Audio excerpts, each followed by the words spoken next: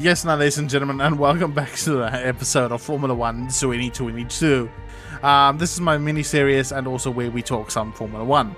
Last episode we talked about how bad of a dumpster fire this title is. This is F1 2022.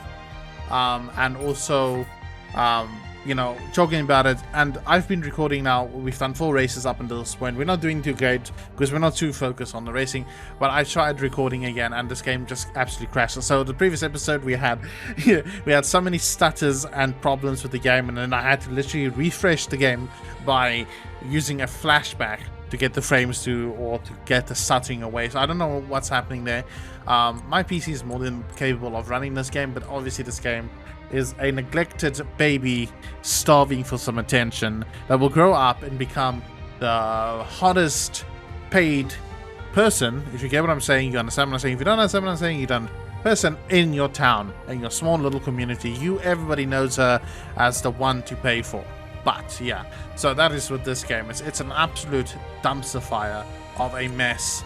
And obviously, like I said, it's unfortunate that it is, and probably is going to be the last best or good seller for the series. So yeah, we're now in Spain, Italy. This is the Autodromo Nazionale. So yeah, and it's honestly one of the best racing tracks ever created by humans. So yeah, so for this race, it is raining, but I'm just going to go with my normal. I don't even have one. I have one, Italy Happier. But I don't know which one it is. I call it Italy and I call this one Imola, so it probably is this one. So the pro settings is what I copy from professionals in their time trials. But now we're in the race, so yeah, and in the rain. And usually, talking about the rain, in previous titles, in previous Formula 1s, AI is absolutely atrociously slow in the rain. So let's see if that carried over. Because I can promise you now that Codemasters don't do much in terms of changing the code to their game. I can't see anything. I am blinded by the rain. You need to give that place back, I'm afraid. Yeah, please just take the position back. Of course. Why wouldn't you just absolutely ram the shit out of me? Fuck's sakes, man. I got a 2-second penalty for hitting Ricardo, right? So let's see, now I give the positions back. I'm still in front of him, and he's just gonna drive right into me. Look at that. With no regard for me, he just drives right into my ass. What a fucking nightmare this game is. I don't have any power. My car doesn't want to sell it. There we go. Okay, and we're 18th. Great start to this race, I guess.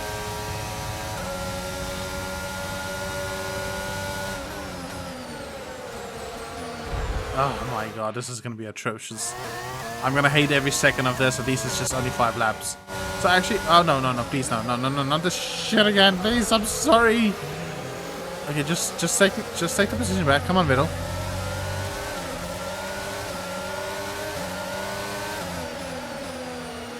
We'll get him, don't worry.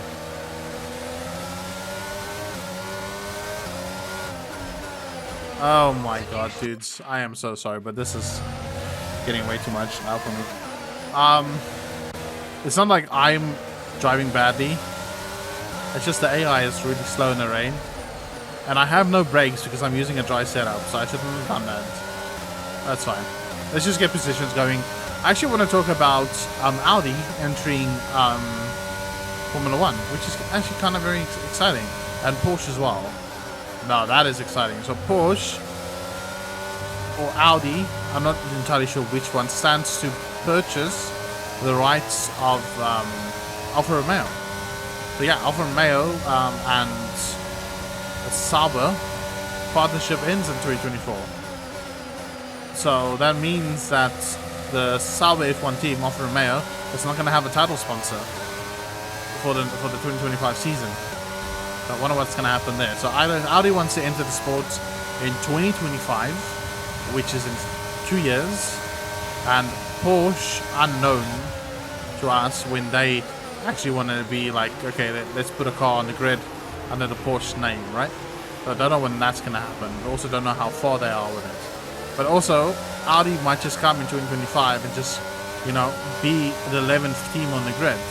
Because in previous years, we actually went up to 12 teams, which is very interesting.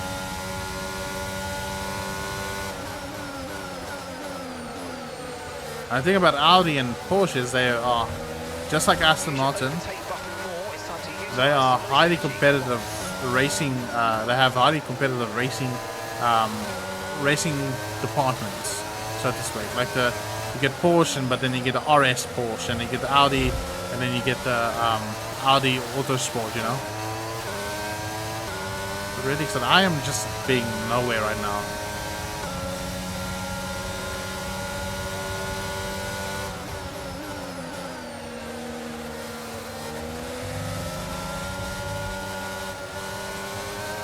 Getting a tank slapper there. So yeah, with Audi and Porsche coming in, hopefully both of them do come in. I hope it's just not one, right? Formula 1 is going to get a very big injection of fans.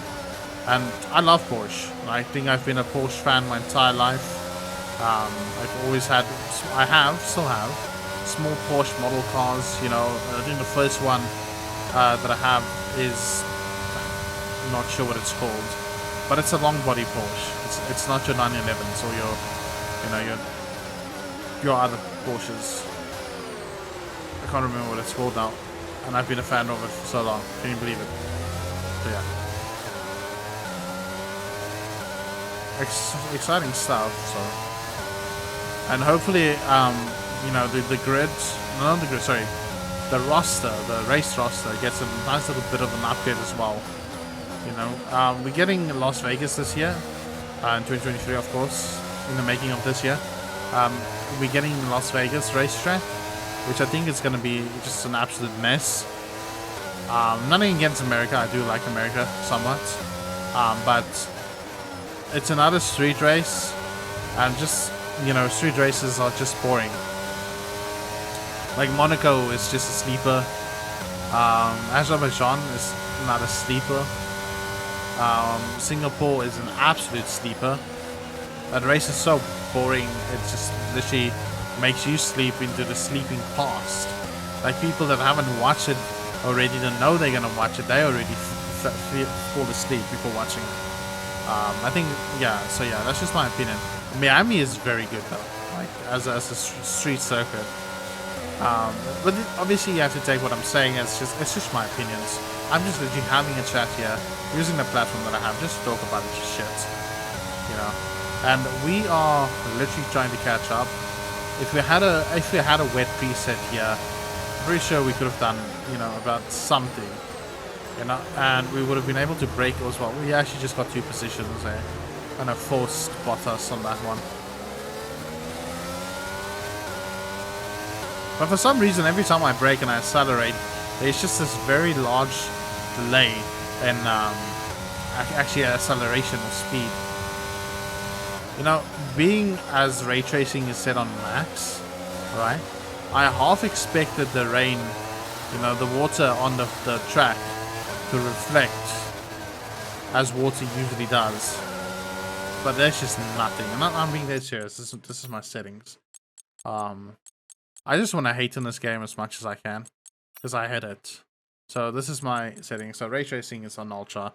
We got shadows, reflections, ambient occlusion, so things in the air, clouds, you know, and then transparent reflections as well. And everything else is set on ultra, and except obviously ambient occlusion, it's FPL plus. Because we have DLSS and that. Right. So video mode, 1440p, and then obviously quality. And I also took off the sharpness to make it not look as shit as it does. Right? And there's just absolutely very little. Here we go again. It's actually, there's very little reflections being made on the ground. And it's wet as well, so you would think this is the best time for it to actually have, you know, amazing reflections. But it just doesn't. So it's a very bad implementation of DLS ray tracing on this title as well. So the stutters that is happening because frame generation is such a new technology being added to these titles, And EA being codemasters and very bad at coding, because they are atrocious at coding. Let me just put that in there as a fact. They haven't implemented this properly, and the same happened with DD Project Red. Okay, this is your final lap of the race. Jesus fuck, what is happening, man? Turn the engine off and wait for the marshals. Let's just see. So look at my render latency, right? So my render latency goes up to over 100, and that's when it happens. And the only reason that happens is was frame generation. So yeah.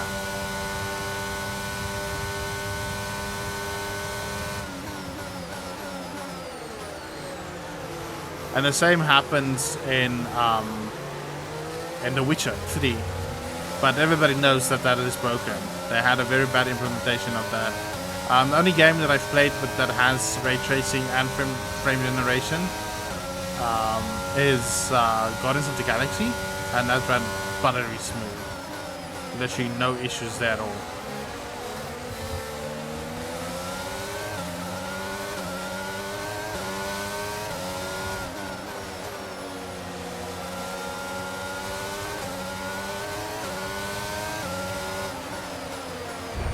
I don't care even.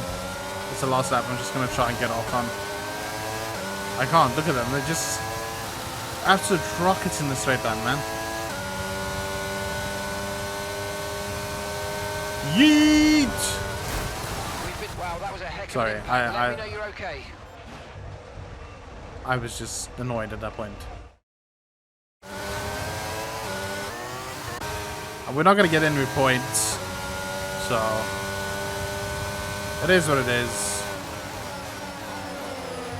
I'm gonna try and just take them like this. We need to get Ocon and Zal in the next two tournaments.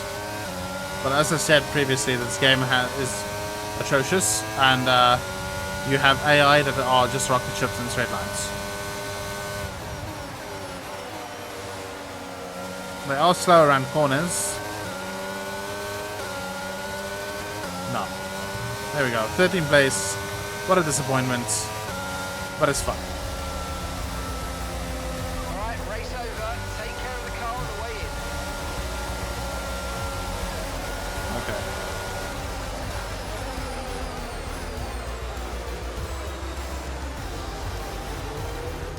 So as they climb out of the car, the Red Bull team are ready and waiting to celebrate a thoroughly deserved win.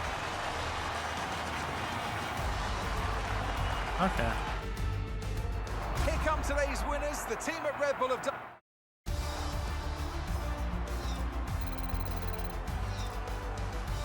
Okay, well, let's just go to the next race. At this point, I don't think we will be able to challenge for the title anymore. I think we are just too far behind. So yeah, this has been this race. Again, it's the same thing that's happened the previous race. It's just the frame latency just goes like a render latency just goes skyrocket over 100, and then you get that really horrible stutters. I'm not entirely sure why that is happening, but yeah, I'll try to fix it this time. Thank you so much for watching, and peace. I'm out. Bye bye.